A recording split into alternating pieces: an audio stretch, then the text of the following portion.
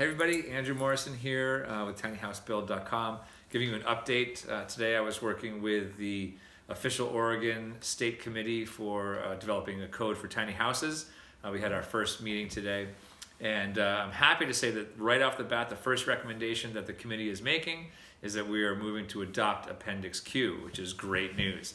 Now, what's even more exciting is that we're making some changes to it, which is going to make it fit the Oregon statutes a little more directly. So some of those changes won't really have they won't have a negative impact per se on the tiny house community. It's just going to put the language more in line with Oregon's language. There are some other changes that we're making, some other amendments that are being put forth that are maybe a little bit more challenging. So we had a few items that we didn't actually fully address today. We tabled them until our next meeting so we can get some more information, but they're exciting. One of them is the energy code. So we're looking at potentially we can lower the energy code requirements for a tiny house. We don't know exactly how that'll look yet. But that could be actually some very good news because we know that a small space of 400 square feet or less, excluding lofts, or how Oregon's likely going to put the language will be 600 square feet, including lofts. So it's going to be a wash basically. But for structures that size, we know they perform at a much higher efficiency than a 2,600 square foot house. So maybe we can make some changes to the code there for the energy usage, which would be very good and advantageous for us. It would allow us to use different materials in our walls that are more natural for insulation and still allow us to keep the 2x4 thickness for our walls. So that's good news. We also had a pretty good discussion about the need for fire suppression for sprinkler systems in tiny houses. That's a big push from the fire safety standard. They're trying to get sprinkler systems required in tiny homes. My push is the opposite. I'm saying that I don't think we have the enough information to say that that's required at this point. And Oregon does not require them in one and two family dwelling units at this point. So why then require them for tiny houses alone? So we had a good discussion today. We basically agreed that we don't have enough information. So we've gone back to the state and said they need to supply us with some better information and see if we can bring costs down because we don't want to be cost heavy.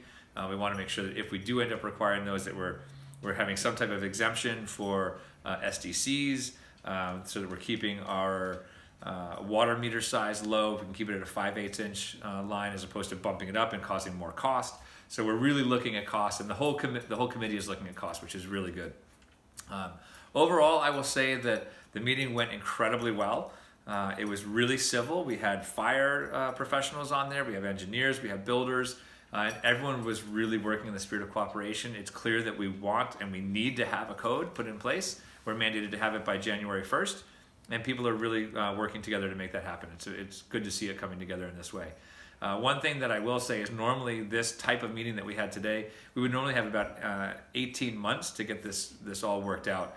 We're going to get the whole thing done in 2 months. So we're really kind of at breakneck speeds here trying to get it done, which is going to hinder us a little bit in terms of getting it. Is it going to be perfect? Probably not, but it's going to get us in a really good position.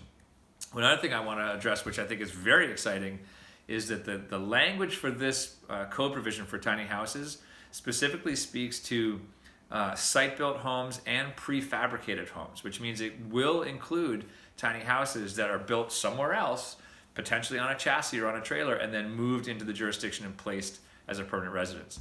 So as of now, that's only for prefabricated, which means it has to be done by professionals. We don't have room to create language right now for DIYers. But I think that there's some gray area in there because a DIY build is allowed within the IRC and it is allowed within the Oregon Residential Specialty Code.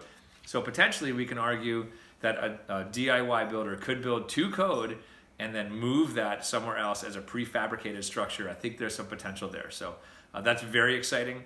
That could be an opening in a statewide code that allows for a little more flexibility around movable tiny houses, which is very, very exciting.